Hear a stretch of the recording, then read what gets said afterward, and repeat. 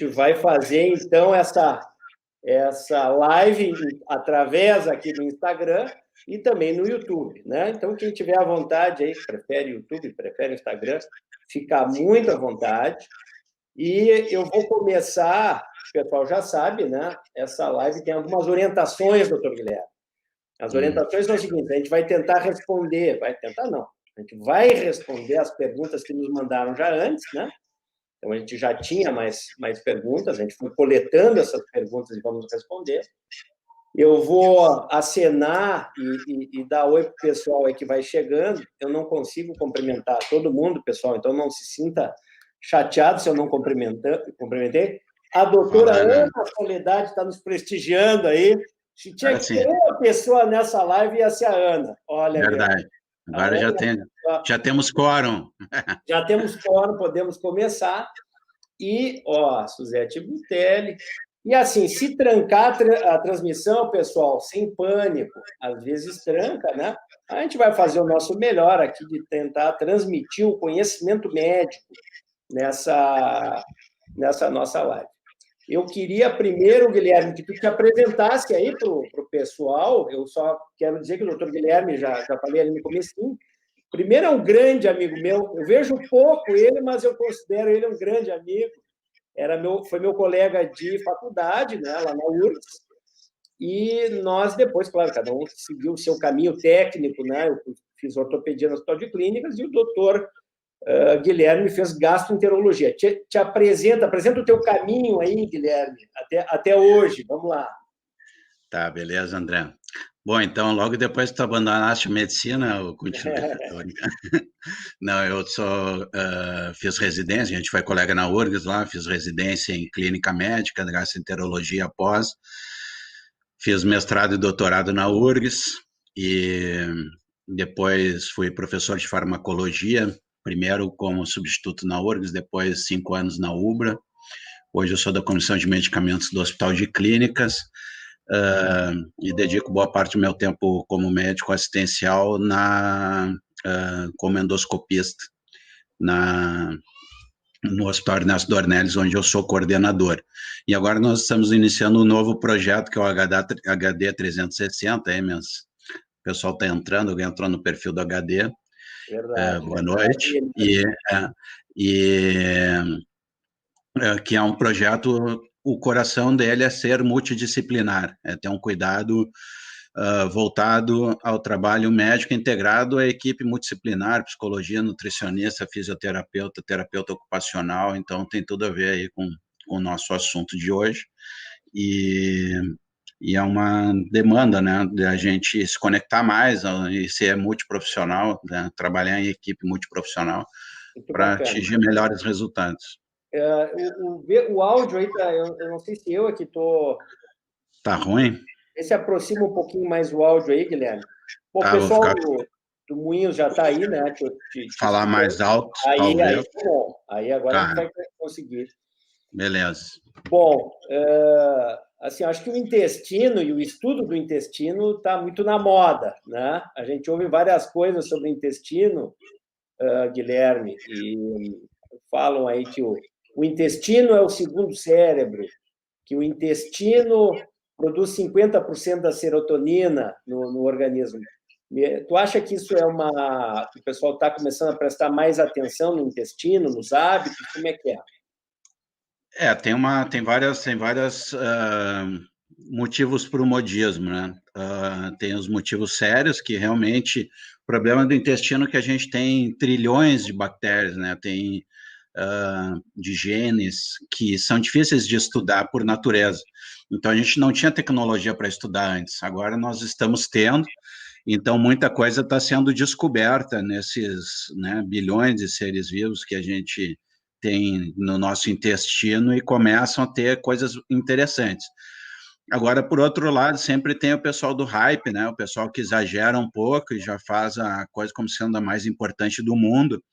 E aí começa com essas frases de efeito, de alguma forma, para querer mostrar que é inovador, só ele sabe disso, tal, e exagera um pouco. Então, é verdade que tem muito neurônio no intestino, mas a finalidade da maior parte deles são fazer a coordenação motora do peristaltismo, que é muito especializado, produz muita serotonina, mas a gente tem uma circulação enterohepática que tudo passa no fígado antes de entrar na circulação, e pouco chegaria na circulação em geral, e muito menos entrar no cérebro. Então, muitas dessas chamadas, assim, para a importância do tema, algumas são exageradas, mas, com certeza, tem coisas novas, tem coisas também, por outro lado, a gente não pode fazer vista grossa, né? E a gente vai conversar hoje, vamos ver que tem bastante novidade, até inclusive em relação à parte osteomuscular. Eu acho que é importante colocar essa conexão aí. Por que vamos tratar desse assunto? Porque existe aí um elo perdido no entendimento da artrose, né? Que elo perdido é esse? Nós hoje consideramos a artrose, né, não só uma doença de cunho mecânico, né, em que estourou o menisco e, portanto, houve um aumento de pressão e que, portanto, gastou, né, a articulação em função disso, do desalinhamento da junta, mas que existe todo um processo inflamatório que o paciente sente, né, momentos de mais, momentos de menos, existem transmissores aí, né, citocinas que vão mediar isso, e se vê que na modernidade há uma incidência maior, mais casos, né, de artrose, e a explicação disso não está clara, né? Usando controles históricos, né? Olhando como era a prevalência da artrose, quantas pessoas tinham artrose naquele cemitério lá, como é que era a evolução da artrose naquele período. Você compara com a modernidade, as pessoas têm mais artrose. Obesidade é uma explicação, a alimentação é outra, e o elo perdido pode estar no intestino. Por isso, a gente vai debater e trazer isso, né? E até foi ideia de um colega nosso de dizer, olha, conta aí para nós, o intestino é importante tratar, né, ou ter atenção nesses casos de artrose, pacientes que têm artrose é importante. E aí fica essa pergunta, em que a gente vai começar, então, doutor Guilherme, inflamação intestinal tem relação com inflamação nas juntas, com artrite? Com certeza tem, né? A gente não pode ser cego a algumas evidências claras, né, de que existe uma doença, para quem não é médico, aí tá, que são as espondiloartropatias, que são diretamente relacionadas com a atividade de algumas doenças inflamatórias intestinais. Então, é óbvio que temos uma pista aí, né, de que existe uma conexão. Então, isso já é sabido há décadas, desde a década de 80, no mínimo, né, que as espondiloartropatias quase sempre têm inflamação no ilho terminal também, ou no seco, né, nessa região ileocecal principalmente. Então, isso é uma primeira evidência para os céticos também não achar que a gente está falando besteira aqui, né? A gente tem evidências claras de que existe sim uma relação. No mínimo, uma explicação mais do ponto de vista fisiopatológico bem conhecida é a interleucina 17. Então, a interleucina 17 é uma das principais interleucinas que são produzidas quando há alguma invasão bacteriana no intestino. Então, a gente está falando de bilhões de bactérias e nem todas são amiguinhas, não é aquela que são comensais, são saprófitas, não. A gente tem bactérias ali patogênicas, aliás, quase todas, né? A gente tem enterococo, a gente tem Escherichia coli, tem várias delas que podem causar, sim, doença quando invadem. A gente tem vários mecanismos, e uma delas é um mecanismo absurdo de proteção de imunidade na parede intestinal. E assim que uma bactéria, que algum polissacarídeo bacteriano consegue invadir, uma das primeiras interleucinas que comandam a defesa é a interleucina 17, junto com a 23 e outras. E a atividade da interleucina 17 está relacionada com a atividade de várias patologias articulares. Então, do ponto de vista fisiopatológico, tem outras também, bem mais complexas até, tem a LLC3, a gente pode ir falando em seguida, mas a gente tem mecanismos fisiopatológicos que sim, que que uma alteração intestinal pode levar, talvez, a um estado de inflamação crônica, e isso levar a um estado também que leve a um aumento da inflamação na sinóvia, que a gente sabe que é uma região bem sensível à inflamação crônica. Então, eu quero deixar aqui claro para o pessoal que já há doenças que consagradamente, né, doenças intestinais, ele falou ali naquela parte final do intestino grosso, ali, né, o seco que ele se referiu.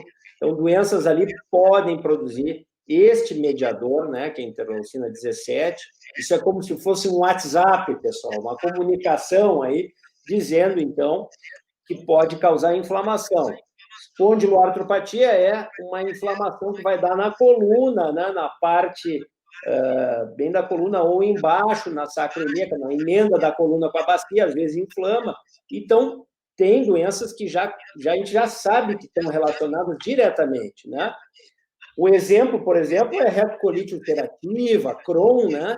Não sei se vocês já ouviram falar disso, mas tem várias pessoas que têm isso e têm predisposição de ter, né? Daí essas doenças inflamatórias articulares, né? Nas juntas, né, pessoal, para deixar bem claro. É mais ou menos por aí, né, Guilherme? Retocolite, Crohn, isso aí é consagrado, né? É consagrado, são doenças inflamatórias intestinais que têm associação principalmente com sacroileite, né? Então, isso aí também é já conhecido há bastante tempo, nos exames de imagem, às vezes, que se faz para a doença de Crohn, para a retocolite, aparece a sacroileite, e é uma queixa frequente de pacientes, aliás, está dentro das mensurações do grau de atividade dessas doenças inflamatórias intestinais, é o grau de dor que os pacientes têm nessa região. Então, é mais do que consagrado, é de quinto semestre da faculdade, né, quando a gente está na clínica médica lá, isso aí é questão de prova certa e sem discussão nenhuma, não tem dúvida, é uma coisa muito básica para a gente, né, para alguém querer desconfiar, né? Ou dizer que não é bem assim. Ou dizer que não é, isso aí já está consagrado, né, e entendam nosso cuidado a entrar nesse tema, né, trazendo sempre o que é muito presente aí na ciência médica, né, para ninguém ficar aí assustado com o que a gente vai começar a dizer.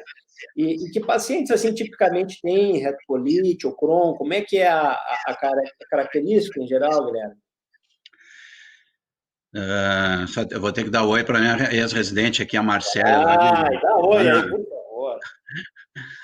Lá em Tocantins, aliás. Um abraço, Marcelo.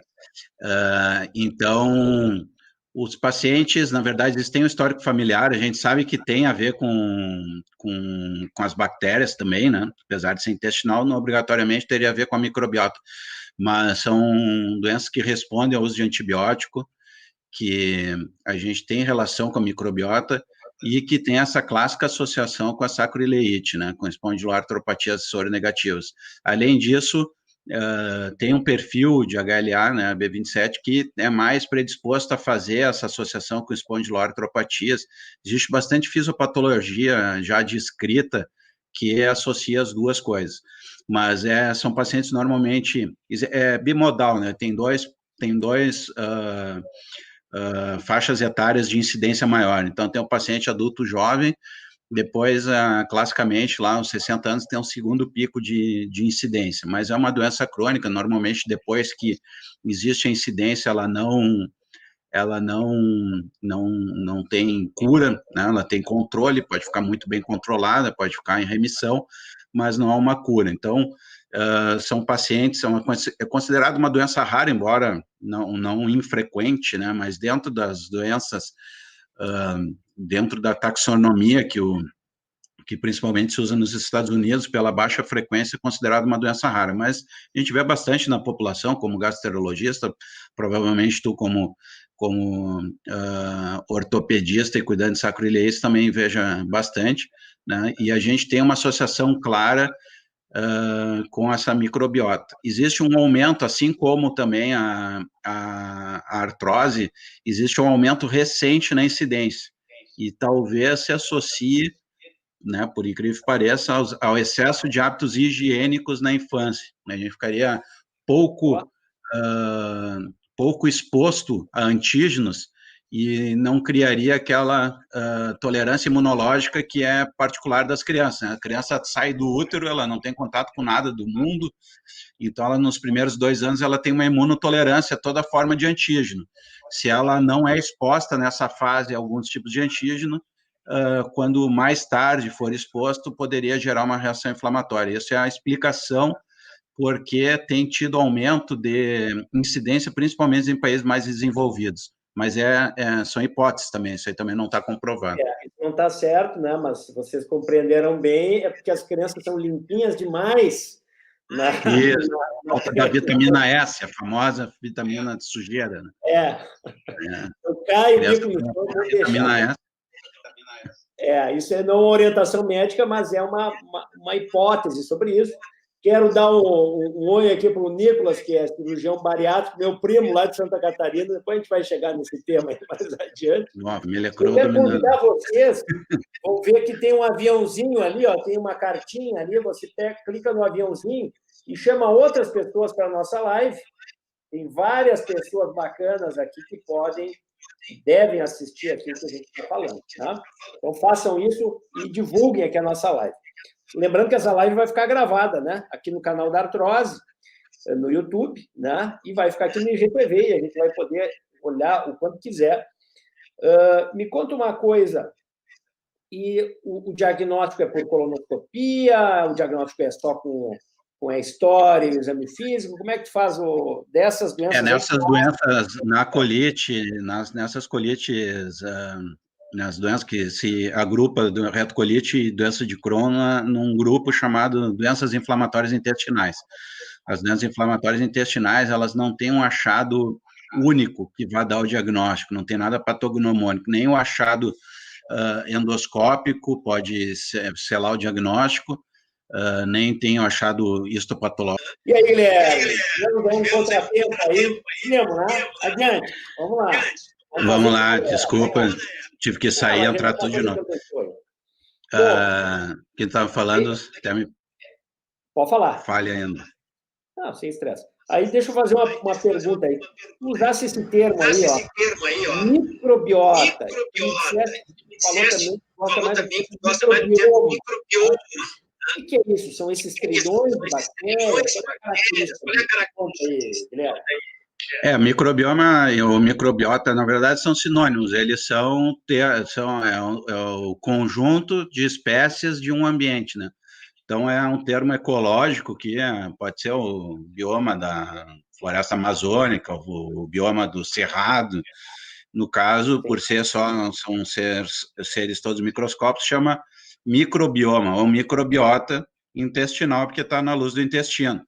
Eles são intercambiáveis. O bioma é mais usado em ecologia, né? O microbiota é mais um termo, não se usa tanto fora da medicina, mas na verdade os dois são sinônimos. Eu prefiro microbioma, eu sou a melhor, mas pode ser usado microbiota, na verdade é mais frequentemente usado, mas não tem diferença.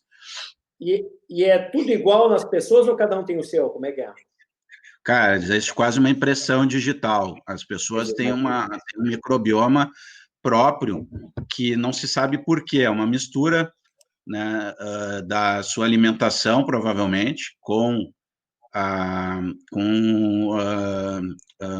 receptores, né, que tem na superfície das células epiteliais e que faz com que aquele ambiente seja mais propício a um determinado microbioma. Então, só que interessante que essa é uma impressão digital diferente, que ela vai mudando com o tempo. Se a gente fizer repetidamente, mesmo após um tratamento antibiótico, e fizer uma nova leitura, depois de algum tempo do antibiótico, a tendência é que o microbioma volte ao estado original. Então, se ficar repetindo, normalmente se encontra o mesmo. Mas em estudos mais longos, assim, acima de 6 meses, de 1 ano, já se começa a notar a diferença.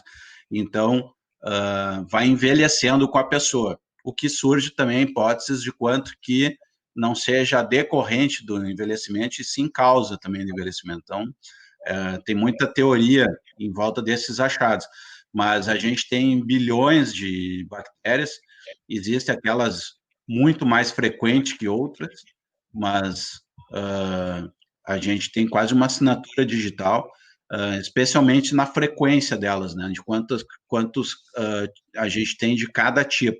Pode não ter novidades, mas a gente tem aquelas naturais, que são aquelas bactérias, na verdade são 3 principais que todo mundo tem, e Quais aí são? nós temos as comensais.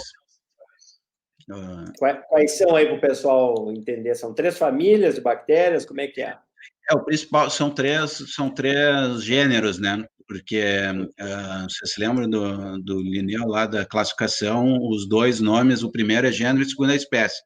Então, por exemplo, lactobacilos, vocês olharem, tem diversas espécies de lactobacilos, mas a gente chama o gênero lactobacilos. Então, os gêneros principais são 3, que respondem por 70% das bactérias intestinais, em número. Então, os bacterióides, né, o Praunitzi e a Roseburia. São bactérias não muito frequentemente faladas, porque eu tinha falado lá no inicial, alguns não pegaram, mas de que é difícil o estudo, especialmente por elas serem anaeróbicas. São bactérias que não crescem facilmente fora do seu ambiente natural. A gente tem dificuldade de cultivar elas e estudá-las, né? Então, são bactérias que a gente não tem tanto costume. Mas o mais frequente entre essas, os bacterióides, bem famosos são os bacterióides, seriam classificados assim, a grosso modo, popularmente, como um gênero bom, né? Contrariando os firmicutes, que seriam um gênero ruim. Os firmicutes nem todo mundo tem, então estava falando são as naturais que todo mundo tem. Já as comensais são aqueles grupos menos frequentes, em que algumas pessoas têm, outras não. Daí, dentro disso, tem as bifidobactérias, os clostrídeos, lactobacilos, os enterococos, que são bactérias que algumas pessoas têm, outras não, os gêneros, né? Mas espécies são 5.000, é possível de Ó, saber. então, tem 5.000 espécies, algumas são difíceis de cultivar e estudar, pessoal, né? Porque na presença do oxigênio pode não crescer, é difícil esse estudo.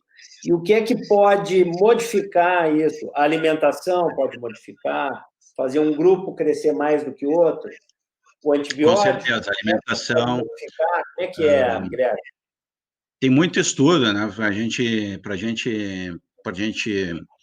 já pode falar logo em seguida de probiótico também. O que é probiótico? Probióticos são aquelas substâncias que favorecem o crescimento de alguns tipos de bactérias. E aí, Lu, tudo bem? Então, E prebiótico, o que é? tem o pré-biótico. Desculpe, pré-biótico é o que eu estava falando. Pré-biótico é o que estimula o crescimento de bactérias. E probiótico seriam as bactérias em si, normalmente leveduras, né, no formato de leveduras esqueci o termo, confundi, não é levedura. Mas ele está num formato que está desidratado, tal, está próprio para consumir, para estar num meio seco, né?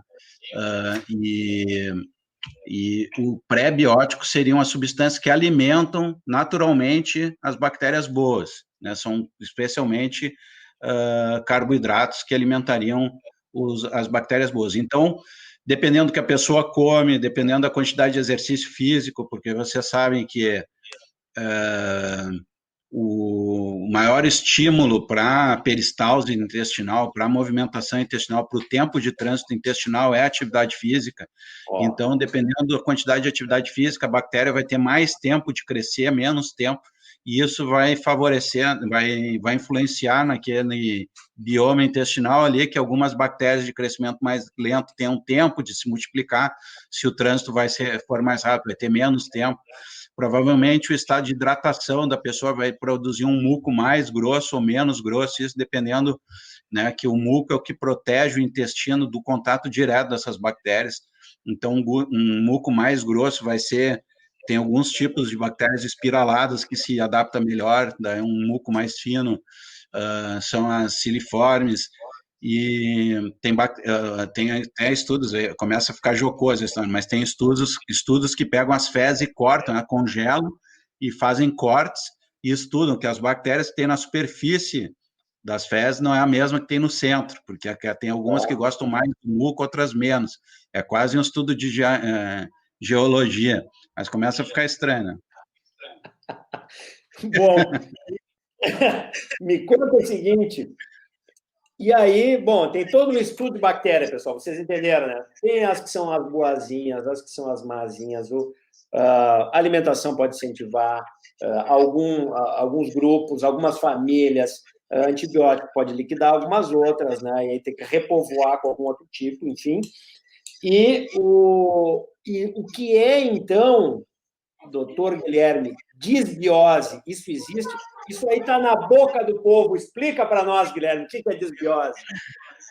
Seria aquela, por exemplo, o excesso de firmicutes seria né, um perfil de bactérias mais associado com doenças. Isso, doenças assim, nesse nível inflamatório pequeno, né? Não estamos falando de cólera, uma gastroenterite importante, mas seria um perfil de microbioma que não dariam sintomas óbvios intestinais a curto prazo, mas que geram estado inflamatório por serem muito invasivas, por estarem produzindo cronicamente interleucina 17, né? Então, essa disbiose geraria um estado pró-inflamatório e que poderia ter consequências tanto articular, como é o assunto de hoje, mas para envelhecimento, né? Ou até para aterosclerose. Então, são várias hipóteses. O importante é que dentro das 5.000 espécies de bactérias não tem uma conclusão, os estudos também não são, a gente não consegue uma adequada reprodutibilidade, faz o estudo, daqui a pouco faz um outro estudo com outras pessoas e acabam se achando conclusões diferentes. Então, é bem difícil o estudo, até pelo número grande de bactérias, pela dificuldade analítica, pelas diferentes técnicas de laboratório, para a gente ser muito conclusivo no que é disbiose. Mas a disbiose é o desarranjo desse microbioma, levando a um estado pró-inflamatório. Uhum.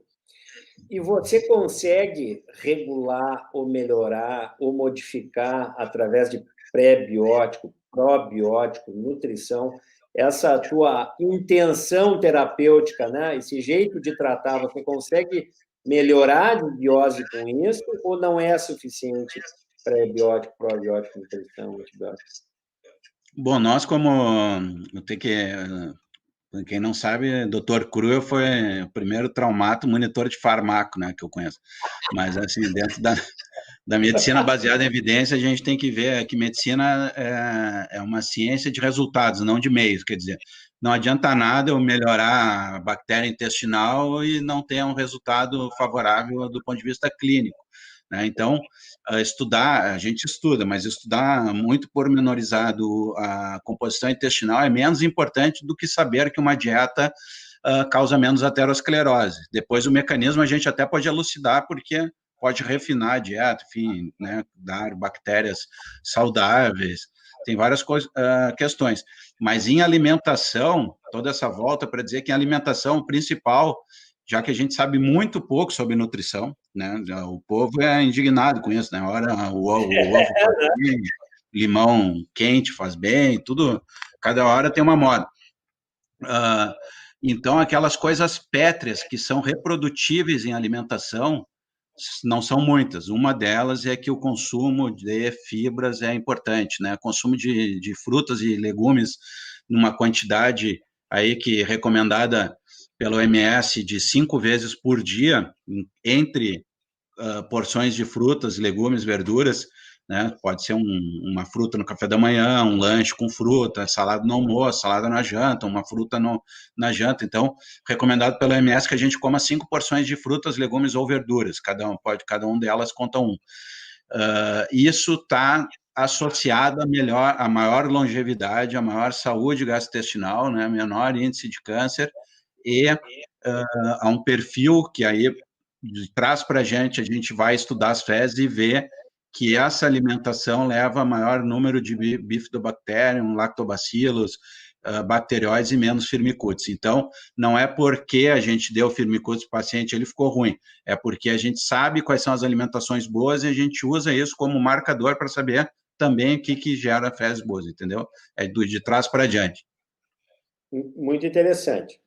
Mas, assim, existe até uma das perguntas. Bom, primeiro eu tenho que acenar aqui, dar um oi para o meu filho Davi, para o meu filho Caio, que me mandaram um beijo aí. Vamos interromper a live para dar oi para o Caio, né, para o Davi. Puta, essa Obrigado gurizada aí, aí. cara, eu tava com 2 anos quando a última vez que eu atendi a tua mãe, acho que, É né, verdade, é verdade. estão Minha mãe está participando de de live férias. sozinho. É. E aí é o seguinte, bom, tu consegue, então, de certa maneira, regular isso, né? Tem até a questão, e também controvérsia, tu já explicou por quê, da nutrição funcional, mas existe um tópico que eu te chamei para discutir, que se chama transplante de fezes, transplante fecal, que tu fosse um dos pioneiros aí do Estado, se não o pioneiro ou do país, né? Quais são as indicações? Onde é que entra essa terapêutica? Para que serve? Porque eu me recordo que já foi na década de 50 tentado e acabou em colite pseudomembranosa. Não é só. Me conta um pouco dessa. Quais são as indicações? Qual é o teu interesse nisso? Me conta aí, Guilherme. Sim. Na verdade, isso é milenar, né? Se usava, é um tratamento milenar para gastroenterite, na falta de algumas alternativas, até com baixo nível, obviamente, de diagnóstico e sabendo por que funcionava, na antiguidade se fazia isso. Mas agora a situação que ela tem muita indicação, e foi por isso que não foi nem, porque eu gosto de inovação, também, mas é até uma necessidade, porque tem uma situação clínica que os pacientes simplesmente não respondem ao tratamento, pelo menos uma parte deles, e isso tem sido cada vez mais frequente. Congelou aí, né? Voltou? Repete aí que travou um pouquinho para mim, pelo menos. Repete aí que travou um pouquinho para mim, pelo menos. Sim, agora eu vou repetir. Mas tem uma situação bem particular e que faz todo sentido do mundo fazer transplante microbiota, que é o seguinte, que é a colite pseudomembranosa. Nessa situação, a pessoa usou um antibiótico, né? Ela usou um antibiótico que destruiu a maior parte. Então, da colite pseudomembranosa, a pessoa usa um antibiótico de largo espectro, e aí mata a maior parte das bactérias, né? Isso pode ser até endovenoso, não importa, ele vai difundir, né? Vai por transporte passivo, chegar no lumen intestinal, se for via oral, pior ainda. E aí mata a maior parte das bactérias intestinais. E aí tem uma bactéria que nem todo mundo tem, mas que uma fração das pessoas tem, e que é muito frequente em hospital, que é a do gênero Clostridium difficile, a espécie difícil. Então, já está no nome, é uma bactéria difícil de ser tratada com antibióticos. Então, a maior parte das bactérias morre, mas o Clostridium não. Então, ele tem mais nutrientes, ele tem mais espaço, ele tem mais água, ele tem mais muco, ele tem tudo, né, para crescer mais que as outras. Então, se chama supercrescimento bacteriano. A gente faz uma seleção não natural, né, pelo antibiótico, e acaba que o Clostridium difficile cresce mais que os outros. E ele domina o campinho, fecha as portas, ocupa os espaços, e os outros não conseguem se estabelecer. E o tratamento é usar antibiótico que mate o Clostridium difficile, que infelizmente não tem muitos, é metronidazol, vancomicina, alguns novos agora. Mas a questão que a gente mata o Clostridium, às vezes nada repovoa, é como uma terra sem sementes. A gente não consegue tratar, porque durante o tratamento o Clostridium morre, mas ao final do tratamento do Clostridium, a gente não conseguiu eliminar ele 100%, as outras continuam não conseguindo se proliferar, porque não tem semente, e o Clostridium volta. Então, tem uma taxa de recorrência muito alta. Para essa situação, fazer transplante de fezes funciona muito, porque a gente repovoa o intestino das bactérias que tinham morrido com antibiótico. Pega de outra pessoa, né, faz testes no doador, pega a pessoa que não tenha sido internada recentemente, né, tem que ser uma pessoa com uma dieta saudável, mil condições. Inclusive, a gente exclui doenças reumatológicas, porque pela hipótese que talvez tenha associação, a gente não usa uma fezes de alguém com doença reumatológica, por via das dúvidas, né? Tem várias condições para ser doador, e a gente repovoa o intestino da pessoa. E funciona muito bem. às vezes não na primeira, mas numa segunda tentativa, acaba funcionando 98%, 99% das vezes. É difícil ter um tratamento médico que funcione 99% das vezes, né? Então, pela dificuldade, pela a medicina ser muito resistente a fazer transplante de microbiota, por motivos óbvios, a gente deixava para a segunda, terceira alternativa. Não funcionou a metronidazol, não funcionou a vancomicina. Então, no início era, cara, usou 10 vezes metronidazol, usou 10 vezes vancomicina, não tem mais o que fazer, a gente faz o transplante. Aí funciona de primeira. Tanto é que, atualmente, os consensos já têm discutido se o transplante não deve ser a primeira opção. Esquece usar antibiótico, já tem colite pseudomembranose, usa. Então, na colite pseudomembranose, não é mais dúvida se usar, mas é quando usar. Se é a primeira linha, se é a primeira coisa a se fazer ou se é depois de antibiótico. A gente ainda no Brasil tem usado depois de antibiótico, mas vários países já estão colocando seus consensos como primeira linha.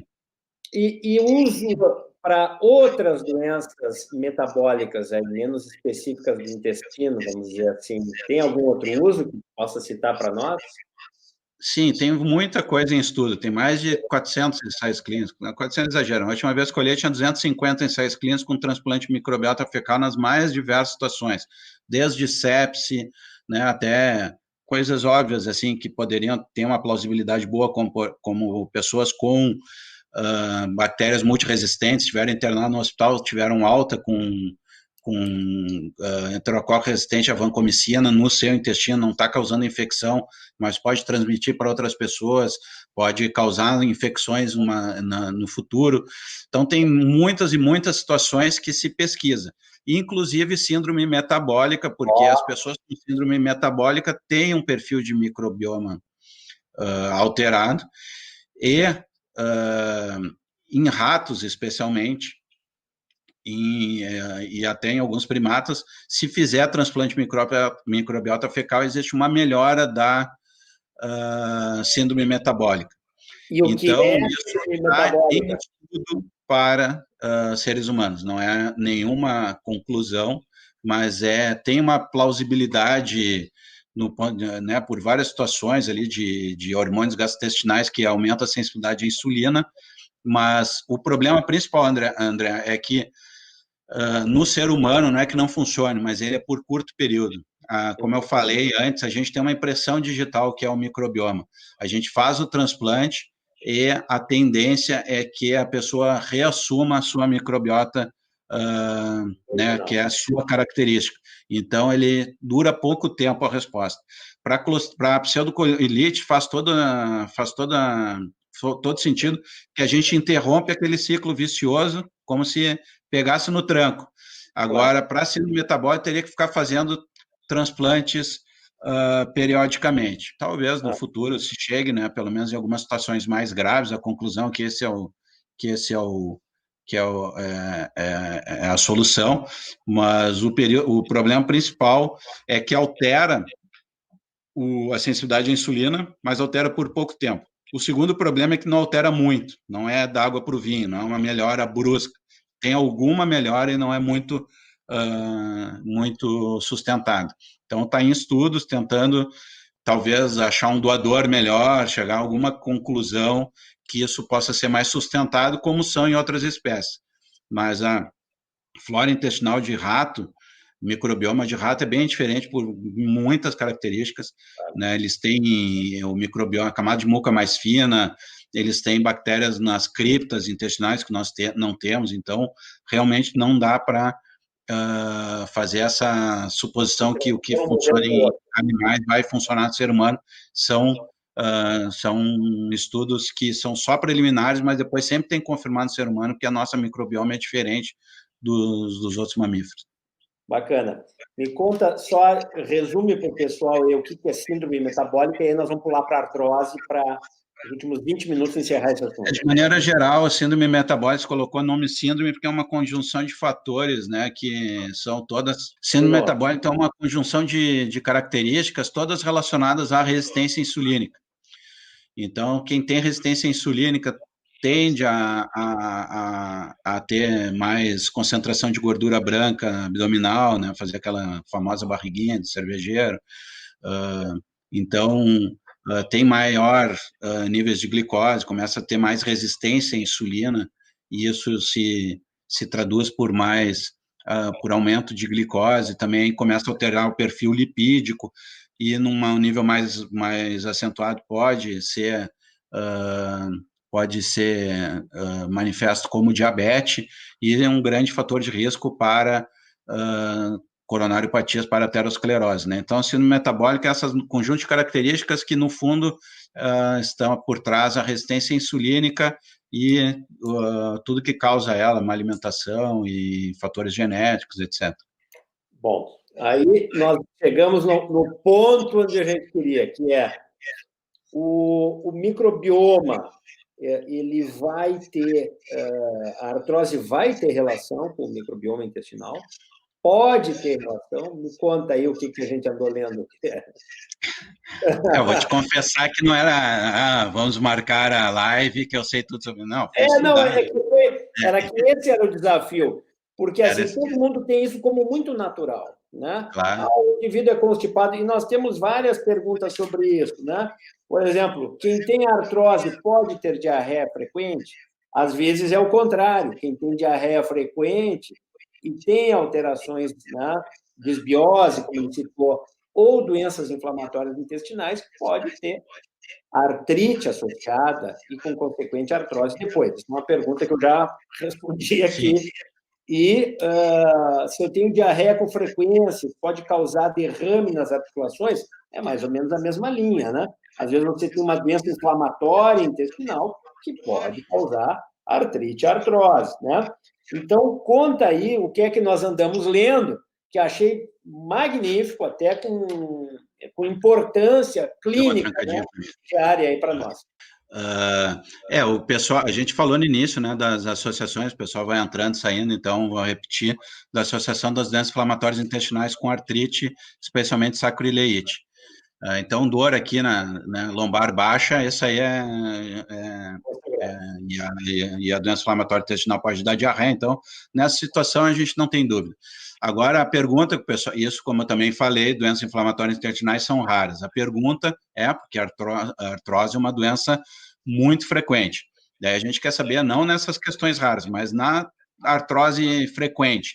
A gente pode identificar né, evitar o aparecimento dela pela alimentação. Então, fomos estudar, né, provocados pelo André, porque realmente é um assunto muito específico, e eu encontrei muito artigo nos últimos 1 ano e meio, né, 2019, 2020, tem muita publicação, né, e não é uma coisa antiga, não, é muito recente essa provocação da literatura.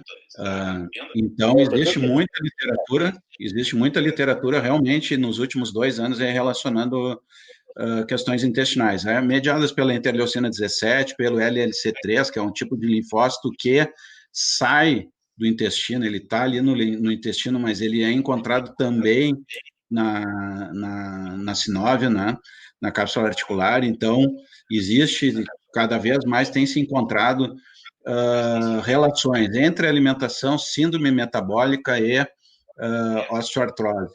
Como o André falou no início, a osteoartrose tem aumentado muito no mundo e as pessoas, na verdade, cada vez menos usam as articulações, né? Deveria ser o contrário, deveria ser uma doença que está diminuindo. Se é por uso, a gente cada vez menos faz tarefas com as mãos, né? O trabalho braçal é menor, caminha menos, então, se é por uso, a gente devia ter cada vez menos. Então, o aumento da síndrome metabólica, do sobrepeso, aliás, a obesidade é uma coisa que nós vamos ter que falar. Obesidade, obviamente, também há uma ligação, né, do intestino com a questão articular, mas especialmente gordura em excesso em ratos se mostrou pró-inflamatória da interleucina 17, dessa LLC3, e talvez dieta com muita gordura possa ter uma explicação, uma relação com artrose mesmo, né? Então, existe a possibilidade que algum alimento específico cause. Porque tem essa questão, né, da gordura, do excesso de peso, tem um efeito mecânico sobre o joelho, né? Mas se vê correlação com artrose de mãos, por exemplo, não a junta de carga. Então, a obesidade tem correlação com a artrose de mão. Então, bom, não é, então, somente, né? Pode ser um cofator, mas não está isolado, não é só carga, né? Então, a obesidade, por exemplo, quando tratada por cirurgia bariátrica ou endoscopia bariátrica e reduzindo, já dá alívio sobre sintomas de artrose de joelho, por exemplo, né? É importante a gente colocar, Guilherme. Estou lendo a provocação ali. Não, é que vai haver, por isso que é tão bacana a proposta dessa live, que é inovadora, porque vocês vão ver que os artigos são muito recentes, o conhecimento, ainda que intuitivo, ele é muito incipiente para a gente bater o martelo. Mas, assim, tem várias coisas que vão poder alterar, né, o microbioma, que tu estava citando, idade, sexo, estrogênio, a própria obesidade, né, que tu já viesse citando, a gente falou um pouco tu falaste do exercício, né, o exercício também altera a permeabilidade intestinal, né, e pode contribuir para, enfim, esse mecanismo de melhora ou piora, né, do microbioma e também da artrose, né. Tem algum estudo que você viu aí, Guilherme, que possa ter ajudado, por exemplo, pacientes com artrose de joelho, que tenham recebido algum probiótico que aliviou a artrose de joelho, por exemplo? Cara, eu não... Assim, estudo de paciente realmente não tem. Os estudos são iniciais, são em animais, quase tudo, essas questões que eu estou falando. Tem um que reúne 547 pacientes, né? Que é aquele que a gente viu ali, por 6 meses, recebendo um probiótico específico, houve um certo alívio. Então, é um estudo, né? Um estudo. E o problema também, André, que é o seguinte, é a reprodutibilidade, porque qual é o probiótico? Está ali na farmácia, é o mesmo que está ali na farmácia de manipulação, né?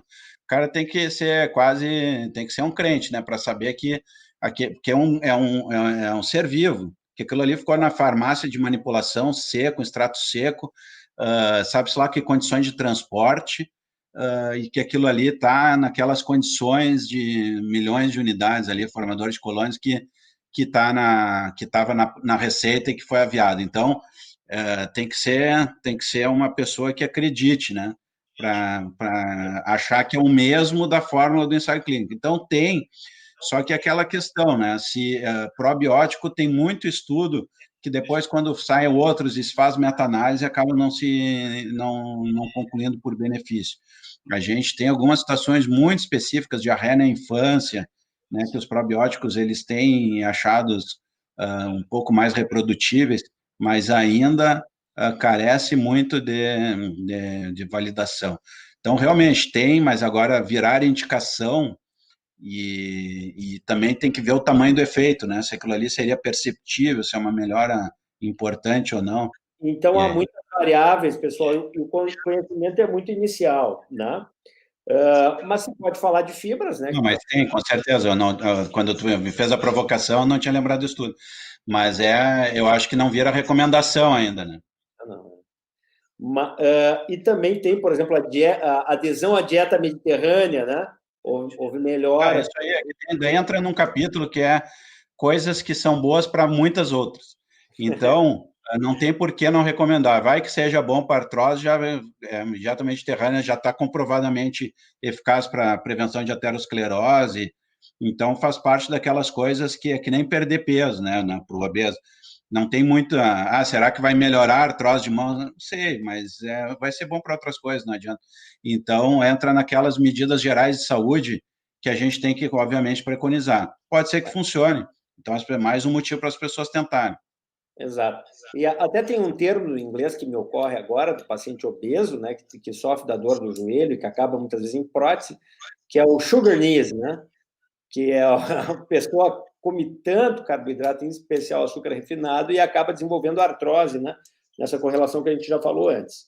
Mas falando nisso, pegando um gancho, André, que é assim, um açúcar nos Estados Unidos muito frequente é o frutose, né? Por causa do syrup. E frutose causa desbiose. E até tem estudos em ratos que o excesso de frutose, né? Por incrível que pareça, os frutos são bons. Sim, nada em excesso. porque a frutose, excesso de frutose causa desbiose, causa esteatose, causa síndrome metabólica, né? E também está associado à piora da artropatia. Então, especialmente nos Estados Unidos, onde o excesso de açúcar é do tipo, né, que é frutose lá, que eles têm muito xarope de milho, outro que tem muita frutose. Bacana. Nós temos 5 minutos e nós vou usar esses 5 minutos para responder aqui algumas pequenas provocações. Ó. E a low carb? Assim, são as religiões, né? Low carb, o que, de maneira geral, o que acontece é que tem vários estudos mostrando que aumenta a incidência de câncer gastrointestinal e excesso de gordura, de dieta com gordura. Eu faço uma recomendação sempre aos meus pacientes, que é não exagerar. A moderação é a alma do negócio. Então, os vários supermercados têm que comprar pelo menos 40 tipos de alimentos diferentes. Parece muito, mas é fácil. Vai lá, compra bastante verduras diferentes, arroz, feijão, batata, peixe, carne. Quando você conta, dá 40 facilmente.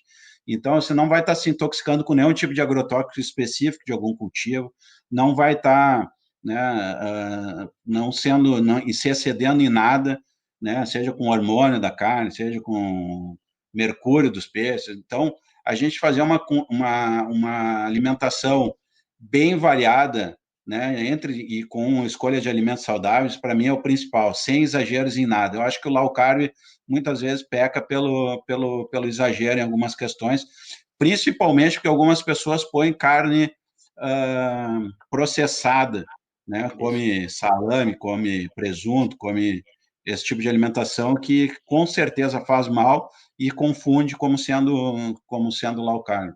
Tá, o doutor Júlio Vasconcelos perguntou: o paciente pode ter artralgia relacionada ao alimento sem ter alteração da permeabilidade intestinal?